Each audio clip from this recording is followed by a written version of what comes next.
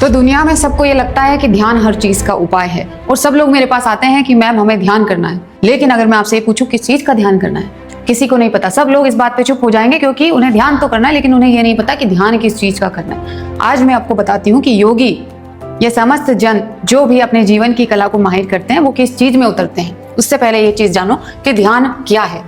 ध्यान एक जागने की कला है, अपने जीवन के प्रति जागने की कला ध्यान है। यानी कि अपने ट्रू एग्जिस्टेंस, अपने स्वरूप को, आपके अस्तित्व को, अस्तित्व क्या है? आपका experience. At this time whatever you are experiencing will become your existence. आप अगर दुखी महसूस कर रहे हो तो दुख आपका एग्जिस्टेंस हो गया, सुख महसूस कर रहे हो तो सुख आपका एग्जिस्टेंस हो गया। तो अपने एग्जिस्टेंस को जानने की कला है ध्यान, अपने स्वरूप को जानने की कला है ध्यान। अब योगा में, योगिक फिलोसॉफी में आपके एग्जिस्टेंस की कुछ अवस्थाएं बताई गई जिन्हें उपनिषदों में कहा गया है अवस्था त्रयम। इसके लिए मंडूक उपनिषद में एक जो श्लोक है वो लिखा है, सर्व होतत ब्रह्म, यानी कि इस विश्व में जो भी कुछ है वो ब्रह्म है। अयमात्म ब्रह्म, यानी कि मैं भी ब्रह्म हूँ। और इस आत्मन, इस सेल्फ के चार अवस्थाएं, चार स्टेजेस है और रहने के, एक्सपीरियंस करने के चार तरीके, चार स्टेट्स है।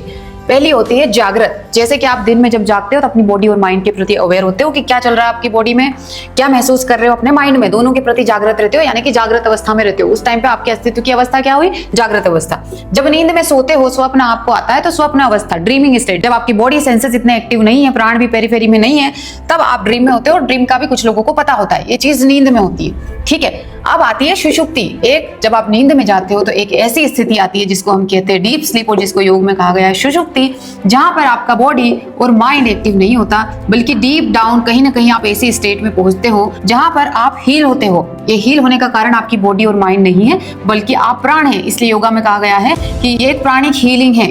ये साइंस भी कहता है, सिर्फ योगा नहीं कहता है कि नींद आपकी बॉडी में प्राणिक लेवल की हीलिंग की एक प्रोसेस है। तो नींद को कोई नहीं जानते हम। अब अगर हमें इस स्थिति पर अपने एग्जिस्टेंस के इस लेवल को जानना है तो हमें अपनी नींद को भी जानना पड़ेगा। नींद को कैसे जानोगे?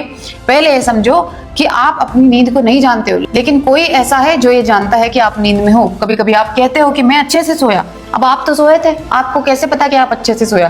कोई तो ये जान रहा है कि आप सोए थे उस टाइम पे। उसी को जानना है हमें ध्यान में। उसी को योग में कहा गया है कि वो सबसे बड़ा साक्षी है, वो सबसे बड़ा प्रज्ञान है, वही सब कुछ जानता है। सर्व होतत ब्रह्म, जब आप नहीं होते, बॉडी और माइंड नहीं होता, तब भी वो वहां होता है और वो होता है ब्रह्म, वो होता है प्रज्ञान। उसको उपनिषदों में कहा गया है प्रज्ञान। साइंस उसको कहता है कॉन्शियसनेस। ये आपकी कॉन्शियसनेस है जो हर जगह एग्जिस्ट करती है और यही हर चीज को विटनेस करती है, भले आप हो या ना हो। जहां आप नहीं होते वहां भी वो होता है और एक्सपीरियंस करता है। इसीलिए उपनिषद में दूसरी लाइन लिखी है, अयमात्म ब्रह्म, मैं भी वही हूँ। ये बात समझो। जब और उपनिषदों में फिर ये बात कही गई कि जो इन तीनों अवस्थाओं को जानता है वही ट्रूली एग्जिस्ट कर सकता है। यानी कि अपने स्वरूप को जानने की, जागने की कला है ध्यान। इस विटनेसर को जानना है, जो सब कुछ जान रहा है उसको जानना है आपको ध्यान के थ्रू। और इसमें आप एक विधि अपना सकते हो। अब इसका नेचर देखो, नोअर का नेचर क्या है? साक्षी होना। तो आपको भी साक्षी होना पड़ेगा। जो चीज हमें याद नहीं होती हम क्या करते हैं? कॉपी करते हैं। साक्षी ध्यान करना है किस चीज का? और साक्षी ध्यान में क्या दो चीजें पकड़नी है? आपकी गुड़ चीजें। आपकी गुड़ चीजें क्या है शरीर में? एक है श्वास, दूसरी आपका मन। शरीर बहुत स्थूल है, शरीर का कोई अस्तित्व नहीं है इतने गुड़ लेवल पर।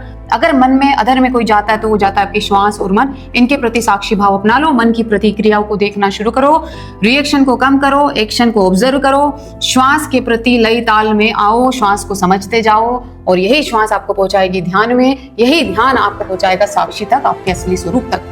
तो ये है असली ध्यान और ध्यान का सत्य। इधर उधर नहीं भागना है। जीवन इतना जटिल नहीं है, ध्यान इतना जटिल नहीं है, योग इतना जटिल नहीं है। जितना इसको जटिल हम समझते हैं, जितना जीवन में सरल होते जाओगे योग को भी समझते जाओगे। श्वास पर काम करना है तो मेरे मन शक्ति प्रोग्राम में आओ। ब्रीदिंग से जुड़ेंगे, समझेंगे और योग से जुड़ेंगे सही मायनों में, सरल स्वरूप में। धन्यवाद।